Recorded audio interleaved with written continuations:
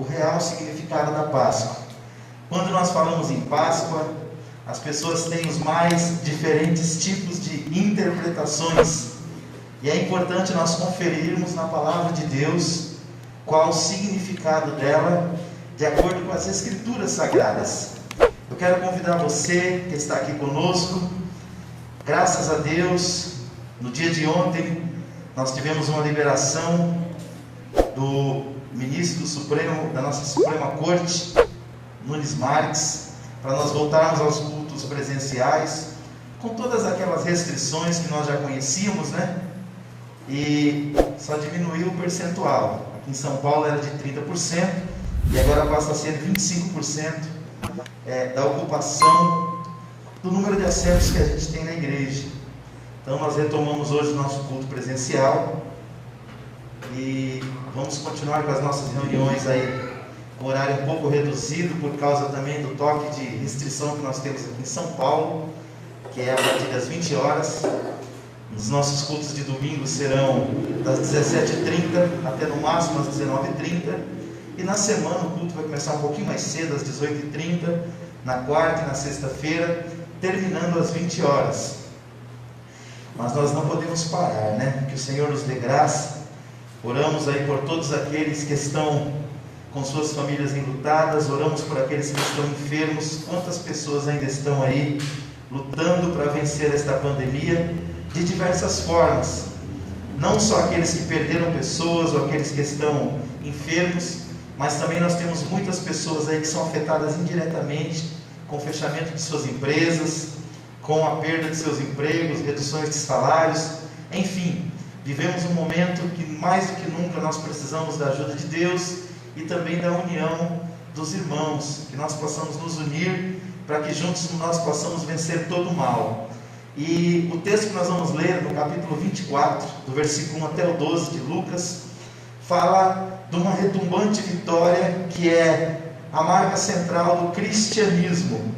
Quando nós falamos de Jesus, nós enfatizamos a sua morte, mas também nós enfatizamos a sua ressurreição.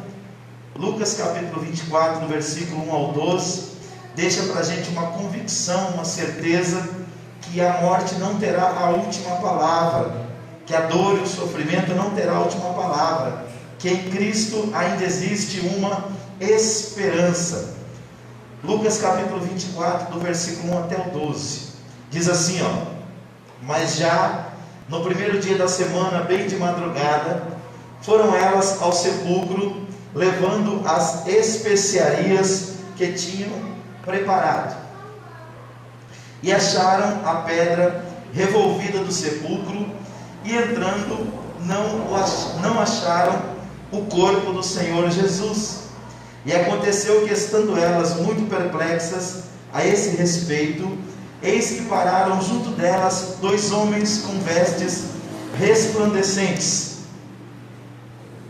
E ficando elas atemorizadas e abaixando o rosto para o chão, eles lhes disseram: por que buscais entre os mortos aquele que vive?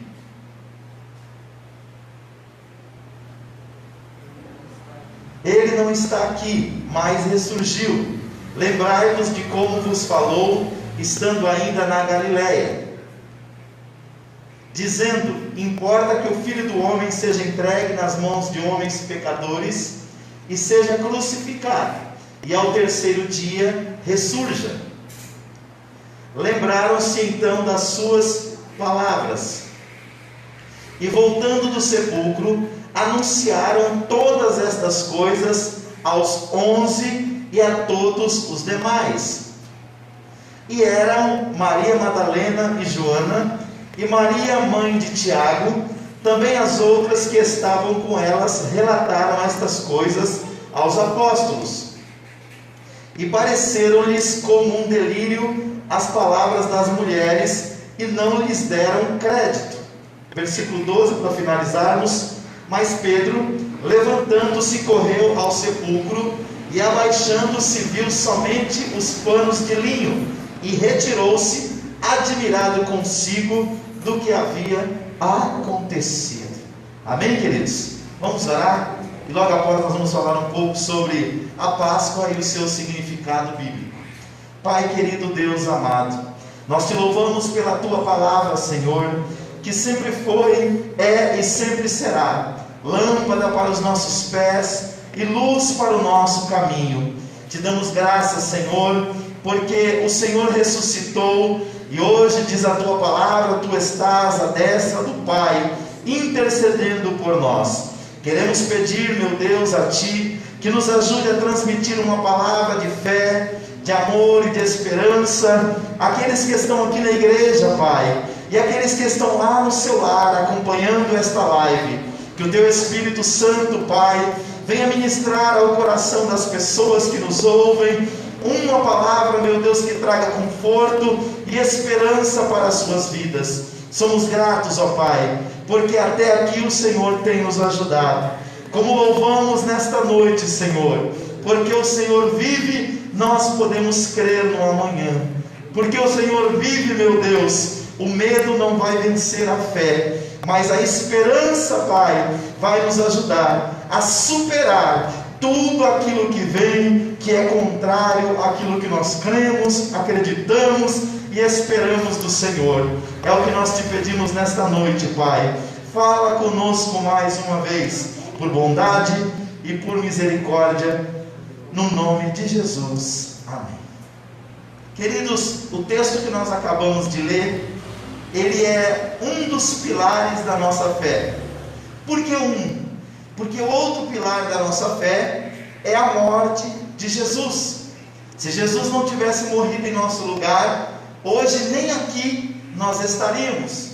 Porém, se ele também não tivesse ressuscitado, a nossa fé seria, na verdade, vã, como bem discorreu o apóstolo Paulo na sua carta aos Coríntios, no capítulo 15, quando ele enfatizou para aquela igreja, alguns ensinadores vinham trazendo algumas distorções doutrinárias, dizendo que Jesus não havia ressuscitado. E Paulo fez questão de escrever um capítulo inteiro para defender essa questão e para deixar bem claro para os irmãos, de forma irrefutável, que Jesus havia ressuscitado. E diz a palavra de Deus que o apóstolo Paulo, ali na carta aos Coríntios, no capítulo 15, ele disse que Jesus ficou por 40 dias, dando plena certeza e convicção aos seus apóstolos e ao número de cerca de 500 irmãos, discípulos de Jesus, que ele havia ressuscitado. E os apóstolos, os discípulos, creram tanto nessa verdade, que muitos deles, além dos 12 apóstolos, foram martirizados por causa desta verdade. E quando nós olhamos para a palavra de Deus, nós começamos a entender por que é tão importante nós crermos na ressurreição de Cristo. Porque como um pilar da nossa fé, se nós não crermos na ressurreição dele, nós também não creremos na nossa própria ressurreição. Porque esta é uma promessa de Deus para nós, que a morte não é o fim, mas a morte é um recomeço. A morte é o momento em que a nossa carne, o nosso corpo, volta ao pó da terra, de onde Deus nos deu o corpo, mas o fôlego de vida, a alma, o espírito, que são inseparáveis, eles vão para um lugar de delícias, aguardar o dia da ressurreição, ou melhor, da primeira ressurreição, porque a Bíblia fala de duas ressurreições, uma para alegria e gozo eterno, e outra na segunda ressurreição, no dia do juízo final, aonde aqueles que morreram sem Cristo ressuscitarão para serem julgados e condenados por toda a eternidade. É por isso que no livro do Apocalipse a Bíblia fala: bem-aventurado, ou seja, feliz aqueles que têm parte na primeira ressurreição. Mas quando nós olhamos para a Bíblia, para nós entendermos o significado da ressurreição de Cristo, nós temos que recorrer lá para o capítulo 12 de Êxodo, do versículo 1 até o versículo de número 14, e depois do versículo 24 até o 32. Por causa do tempo eu não vou ler aqui, mas eu vou explicar para vocês o que aconteceu nesse capítulo de número 12 do livro do Êxodo. para os irmãos entenderem, a palavra Páscoa, ela é uma palavra de origem hebraica, e ela tem 3 significados. Primeiro, passar. Segundo, ir além. E terceiro, poupar. Esse é o sentido literal da Páscoa. Por quê? Os irmãos bem se lembram que Deus mandou que Moisés e Arão fossem até Faraó, para que eles liberassem o povo de Israel para adorar a Deus fora do Egito. E Faraó resistiu com todas as suas forças, de tal maneira que 10 juízos de Deus caíram sobre o Egito. 9 deles, o rei junto com a sua população até suportou, mas o 10º, Deus chamou Moisés e Arão e disse: olha, vocês vão reunir os líderes de Israel aí dentro do Egito, e vocês vão dar a eles a seguinte orientação: as famílias vão se reunir, vão pegar um cordeiro e vão matar esse cordeiro, e vão comer juntas esse cordeiro. Se a família for pequena, ela deve se unir a uma outra família para que não sobre nada, e mesmo que tenha sobras, essas sobras deverão ser queimadas. Porém, o sangue desse cordeiro deverá ser passado nos umbrais das portas, naquilo que nós hoje chamamos de batente, nos batentes das portas, nos portais. Para quê? Para que quando eu enviar o meu anjo, que vai trazer o 10º juízo sobre a terra do Egito, quando ele ver uma casa onde há o sangue, ele não entrará ali. E quando ele chegar numa casa onde não há o sangue, que seria a casa dos egípcios, o primogênito dessa casa será ceifado. Porém, isso não era apenas um juízo de Deus sobre a terra do Egito, era uma profecia que apontaria para Jesus, o Messias, que seria o Cordeiro de Deus, lá no Novo Testamento. E a Bíblia revela, lá em Êxodo, capítulo 12, do versículo 1 ao versículo 14, Deus dando essa orientação para Israel. E do versículo 24 ao 32, eles colocando esta orientação em prática. E do jeito que Deus prometeu, assim aconteceu. O anjo visitou o Egito naquela noite, e o choro foi desde a família mais pobre dos egípcios até a família, o palácio de Faraó. Mas quando o anjo chegava em uma casa onde ele via o sangue aspergido nos umbrais das portas, a Bíblia diz que ele passava, que ele ia além, e que ele poupava o primogênito desta casa. E ele fez isso em todas as famílias que estavam na terra de Gósen, que era a terra onde estava o povo de Israel dentro do Egito. E ali naquela noite a Bíblia fala que houve um grande choro na terra do Egito. Porém, logo após, Faraó reconheceu nisso a mão de Deus e liberou Israel para ir embora, para adorar a Deus. Diz a palavra do Senhor que a partir daí Israel começou todos os anos, no mês que era conhecida como Abib, que era o mês ali entre março e abril, Abib ou Nisan, no calendário judaico, no dia 14, eles comemoram até hoje a Páscoa, aonde eles se lembram o que Deus fez por eles, tirando eles com mão forte da terra do Egito. Porém, isso era uma profecia, como eu bem disse. Então, se o significado para Israel foi literal, para a igreja existe um significado simbólico. E esse significado simbólico para a igreja, ele traz para nós uma verdade: Jesus é o nosso Cordeiro Pascual, ou seja, aquele que morreu em nosso lugar. Eu vou pedir para a pastora colocar para nós aqui o Evangelho segundo escreveu João, no capítulo 1, no versículo 29 e 36, aonde João Batista, que foi o precursor do Messias, no dia em que ele viu Jesus, o seu primo de segundo grau, e ele reconheceu nele o Messias, ele deu o seguinte brado, versículo 29, depois o versículo 36.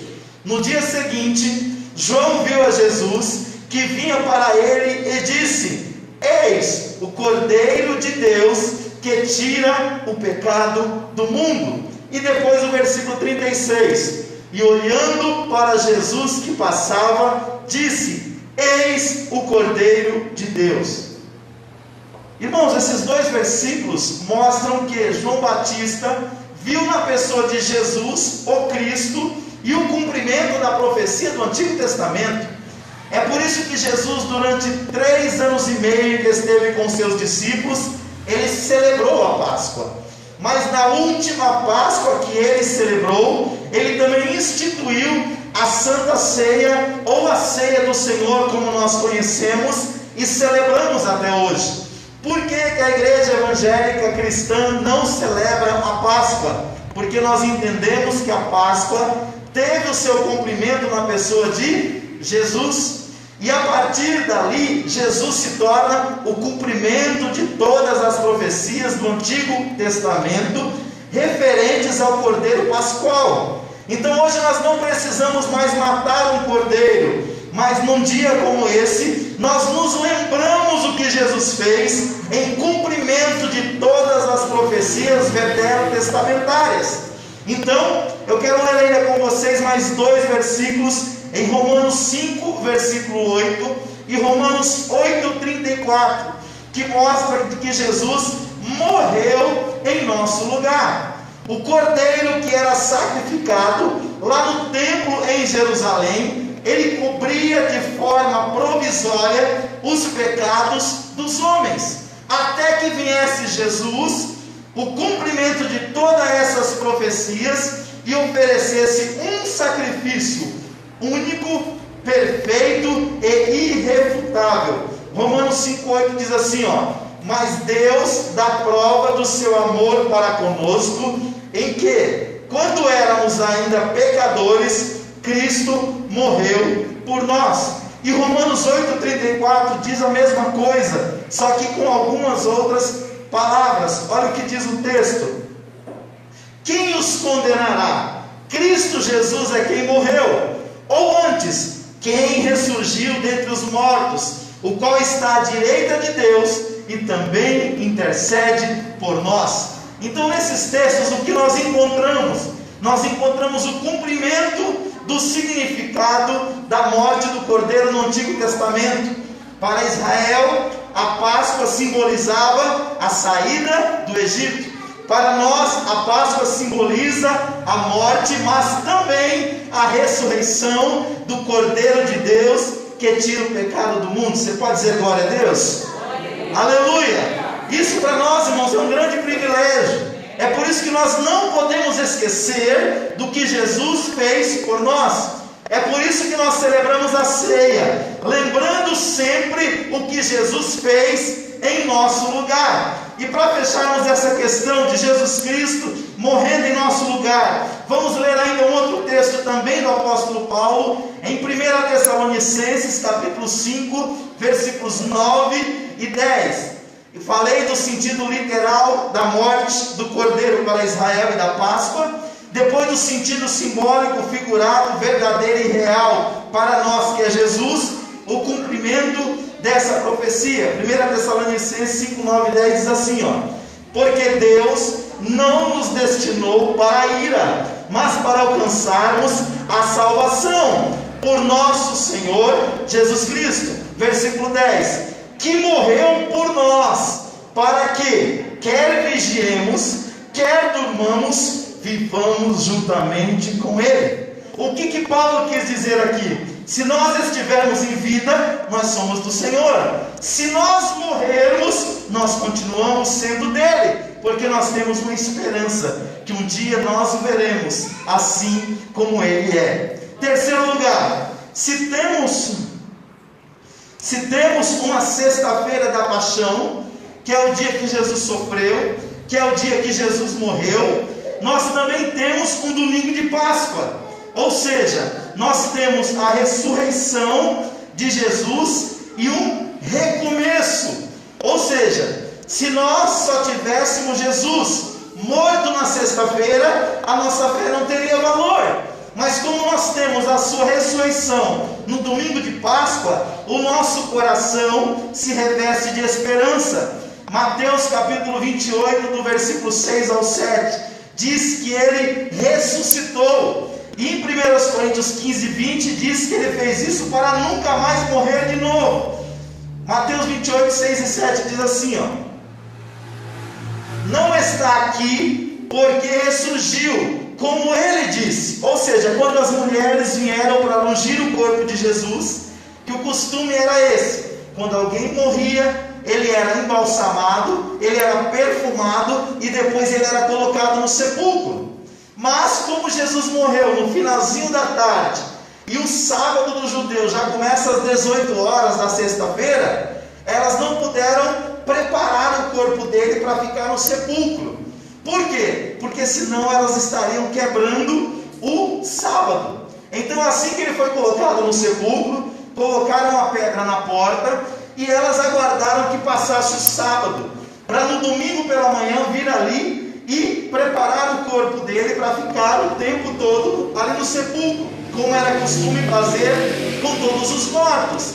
Porém, elas tinham se esquecido da profecia que ele mesmo declarou: olha, vocês vão matar o Filho do Homem. Mas da mesma maneira que Jonas esteve 3 dias e 3 noites no ventre da baleia, importa que o Filho do Homem esteja 3 dias lá no fundo da terra, mas ao terceiro dia ele ressuscitará. Então ele ficou um pedaço da sexta, o sábado todinho, mas no domingo bem cedinho ele ressurgiu. Então o texto diz: não está aqui porque ressurgiu, como disse, vinde, vede o lugar onde jazia. Versículo 7: e ide depressa e dizei aos seus discípulos que ressurgiu ou ressuscitou dos mortos, e eis que vai adiante de vós para a Galileia, ali o vereis, e eis que vos tenho dito.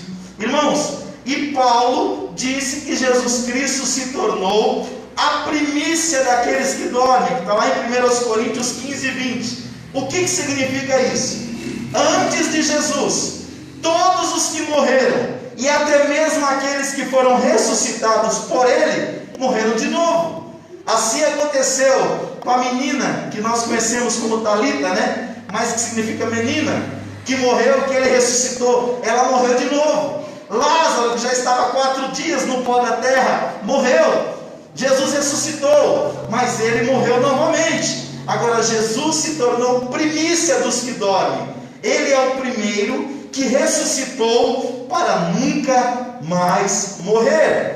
Porque a Bíblia diz que a morte e a vida estão em suas mãos. Isaías, no capítulo 9, no versículo 6 do seu livro, ele disse que ele é o príncipe da vida, ele é o pai da eternidade. Aleluia! 1 Coríntios 15, 20 diz assim, mas na realidade, Cristo foi ressuscitado dentre os mortos, sendo ele as primícias dos que dormem. Primícia é primeiro. O que Jesus fez, ninguém nunca tinha feito. Ele é o primeiro que ressuscitou, está sentado à destra do Pai, aguardando o dia para vir buscar a sua igreja e ponto.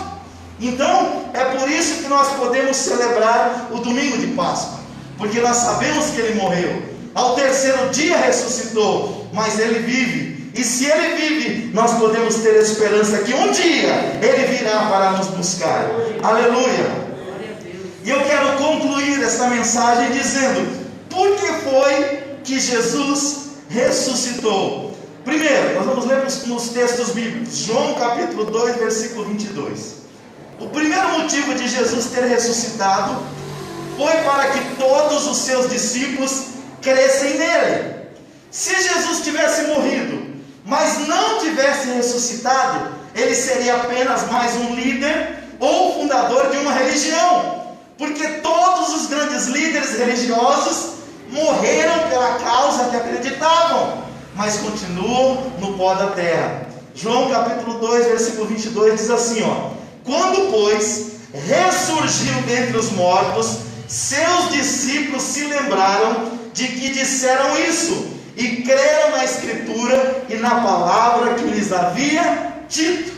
Primeiro motivo para Jesus ressuscitar é para que a gente creia nele, irmãos. Aleluia! Segundo, Atos capítulo 2, versículo 32. Segundo motivo de Jesus ter ressuscitado foi para nós sermos as suas testemunhas. Pastor, mas testemunha não é alguém que viu alguma coisa? Sim, mas testemunha também é alguém que ouviu alguma coisa. No capítulo 10, no versículo 17 de Romanos, a Bíblia diz que a fé vem pelo ouvir. E ouvir o quê? A palavra de Deus. Então, você não viu Jesus, mas você ouviu a palavra dele. E quando você ouviu a palavra dele, você creu nele.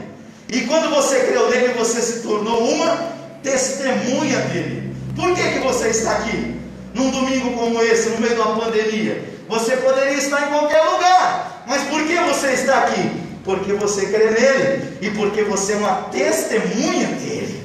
Aleluia! É por isso que o reino de Deus é impossível de ser parado. Porque a verdadeira testemunha, ela não deixa de compartilhar com outros aquilo que ela acredita, o reino que ela representa e a fé que ela carrega. Atos capítulo 2, versículo 32 diz assim, ora, a este Jesus Deus ressuscitou, do que todos nós somos o quê?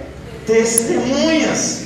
Eles foram testemunhas oculares de Jesus. Nós somos testemunhas audíveis. Nós ouvimos a sua palavra nos transformou, nós sentimos a sua presença, experimentamos a sua transformação e estamos aqui lutando para, como disse Jesus lá no Apocalipse para uma das igrejas da Ásia, ser fiel até a morte e dar-te-ei a coroa da vida. Aleluia! Então por que Jesus ressuscitou? Para que nós crescemos nele. Segundo, para nós sermos as suas testemunhas.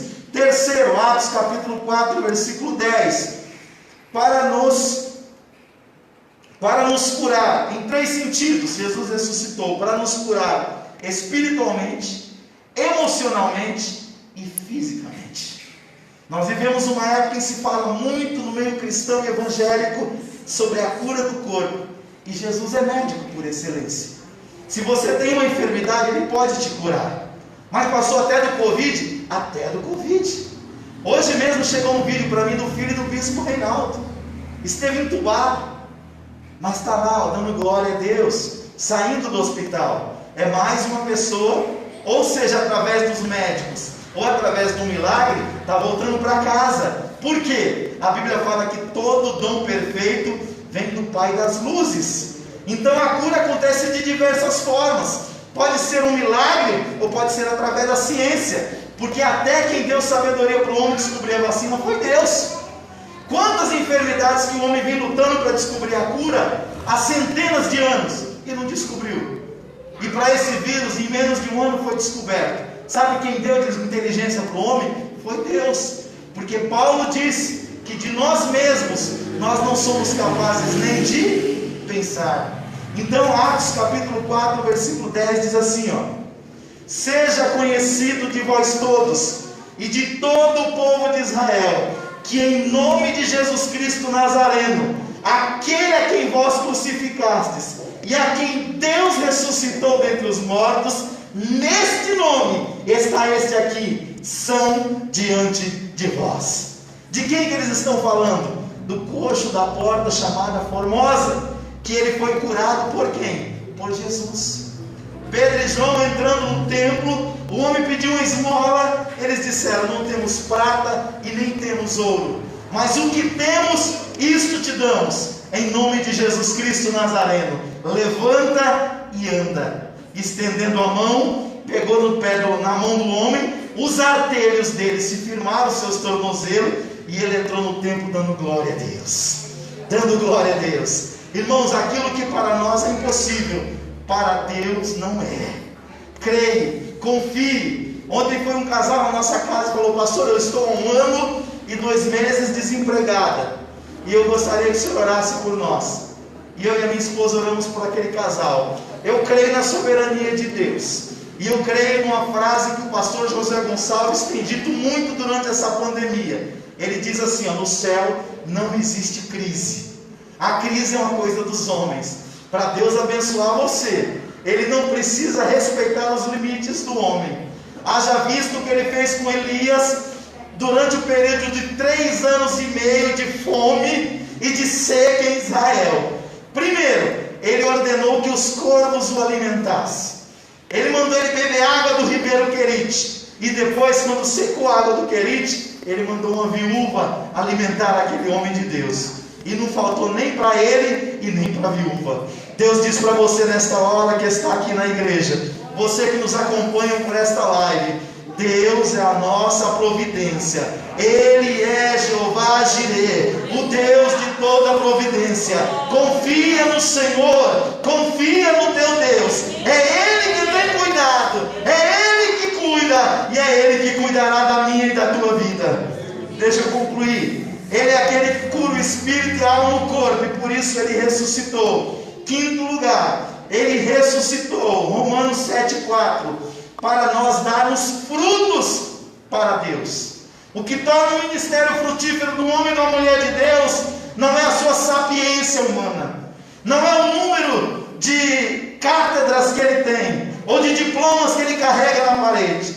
O que faz o nosso ministério frutificar é a presença do Jesus Cristo ressurreto.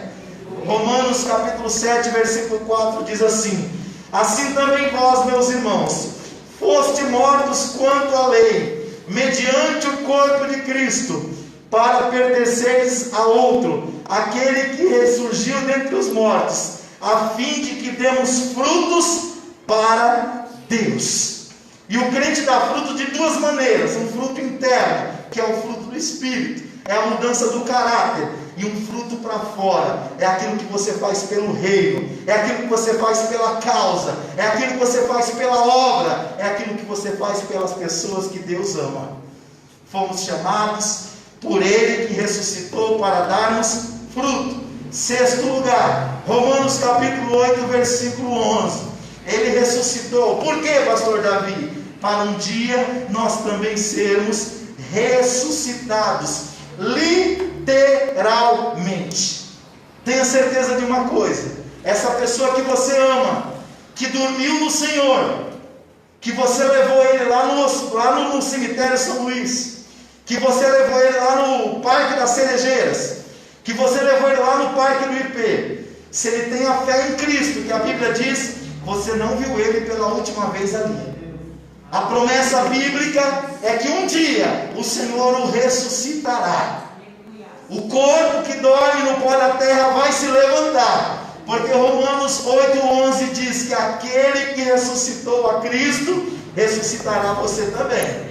Olha o que diz Romanos 11: e se o Espírito daquele que dos mortos ressuscitou a Jesus habita em vós, aquele que dos mortos ressuscitou a Cristo Jesus, há de vivificar também os vossos corpos mortais, pelo seu Espírito que em vós habita. É por isso que Paulo, quando escreve na sua carta aos Tessalonicenses, ele disse: não vos entristeçais como aqueles que não têm esperança. Ele não disse para você não se entristecer, porque é impossível quem ama perder alguém para a morte e não se entristecer. Só se tiver um problema psicológico. Se for sadio na mente, sofre. O coração dói, chora o luto. Perder pai, perder mãe, perder irmão, perder filho, perder avó. Meu Deus, imagina o pranto que hoje esse mundo vive. Porque as pessoas sempre morreram e muitos. Mas nessa época, isso aumentou e muito. Deixa eu te dizer uma coisa: Deus não ignora a sua dor, Deus não ignora o seu sofrimento, mas Ele disse: não se entristeça, vírgula, com os que não têm esperança. Por quê? Você tem uma esperança, eu tenho uma esperança, e quem nos garante essa esperança? A ressurreição de Jesus, o domingo de Páscoa. Aleluia! A Bíblia diz: aquele Espírito que ressuscitou Jesus vai vivificar os corpos mortais daqueles que creem nele. Você crê nele? Aleluia! Eu creio nele, irmãos, até o meu tutano. E é por isso que eu falo disso com tanta convicção. O Espírito que habita em mim testifica com o teu Espírito e revela pela palavra que nós somos filhos de Deus. Aleluia! Sétimo e último lugar, 1 Pedro capítulo 1, versículo 21. Por que ele ressuscitou? para nós não perdermos a esperança. Pastor Davi, define aí com as suas palavras o que é esperança. Para mim, esperança são duas coisas. Primeiro, tudo o que nós vemos de ruim um dia vai passar. Deus não ignora a nossa dor. Jesus, o Pai, só teve um filho que nunca pecou, mas Ele nunca teve um filho que nunca sofreu. Então Jesus provou no seu corpo o que é a dor, o que é o sofrimento. Mas um dia tudo isso vai passar, porque a promessa é: o Senhor limpará dos vossos olhos toda lágrima. É nisso que está calcada a nossa fé. Nós não vivemos só pela sexta-feira da paixão, do sofrimento, da dor, da morte, da agonia. Não! A igreja em Cristo vive pela esperança do domingo de Páscoa. 1 Pedro capítulo 1, versículo 21. E em segundo lugar, não só tudo isso vai passar, mas nós cremos que o melhor de Deus ainda está por vir. Porque a Bíblia diz que a cada dia que passa, o dia da nossa redenção está mais próximo. Jesus, falando com os seus discípulos, ele falou dos sinais da sua volta. E ele disse: quando virdes acontecer todas estas coisas, levantai as vossas cabeças. Ou seja, olhai para o céu, a vossa redenção está próxima. Esses dias alguém disse para mim que acha que nós já estamos no período da grande tribulação. Eu, como pré-tribulacionista, que acredito que a igreja não passará pela grande tribulação, acredito que nós estamos vivendo o princípio das dores. Mas eu tenho convicção de uma coisa: ou pré, ou pós, ou antitribulacionista, nós cremos numa coisa: Jesus vai voltar. E Ele é a nossa maior esperança. E Ele é a nossa maior alegria. E o estado de coisas que nós estamos vivendo não é a última palavra de Deus para a humanidade. Um dia, tudo isso vai ter um fim. 1 Pedro capítulo 1, versículo 21 diz assim: que por Ele credes em Deus, que o ressuscitou dentre os mortos, e lhe deu glória, de modo que a vossa fé e esperança estivessem em Deus. Aonde está a tua fé, igreja? Aonde está a tua esperança em Deus? Eleva os meus olhos para o monte. De onde me vem o socorro? O meu socorro vem do Senhor. O teu socorro vem do Senhor. O teu socorro vem do Senhor, que fez os céus e a terra. Se coloca de pé em nome de Jesus. Ministério de louvor, se aproxima para louvar a Deus com mais um hino. Nós vamos louvar e vamos para o nosso lado. Mas com uma convicção: nós cremos, Ele vive. E se Ele vive, nós podemos crer que a morte, a dor, a Covid-19 não terá a última palavra. Eu recebi com muita tristeza no meu coração, irmãos, porque eu sou humano, a notícia que o pastor Alexandre, que há pouco mais de um mês, estava aqui nesse púlpito, nessa tribuna, falando a nós aqui no dia 28 de fevereiro, Emily. E ele pregava a seguinte mensagem: quais são as suas prioridades? E a semana passada, na última segunda-feira, chegou a notícia para a gente que o Senhor havia recolhido ele. Homem novo, cheio de vida. Só que eu me lembrei das palavras do apóstolo Paulo, que diz: combati o bom combate, terminei a carreira e guardei a fé. Eu me lembrei das palavras do salmista, que diz: preciosas são aos olhos do Senhor a morte dos seus santos. Aquele que morre em Cristo, irmãos, ele não perdeu. Nas palavras do apóstolo Paulo, ele venceu o último inimigo, que é a morte. Então hoje eu estou aqui, amanhã só Deus quem sabe. Porque hoje tem um negócio no Brasil que parece que só morre por Covid. Mas, irmãos, as pessoas continuam morrendo dos motivos mais diversos. É a única certeza que nós temos: um dia todos vamos morrer. Mas deixa eu te dizer uma coisa: a morte não é o fim. A morte não é a última palavra. O melhor de Deus ainda está por vir.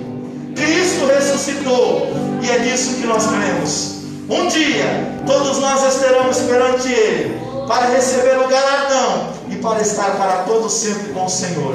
E as palavras de Paulo foi: consolai-vos uns aos outros com estas palavras.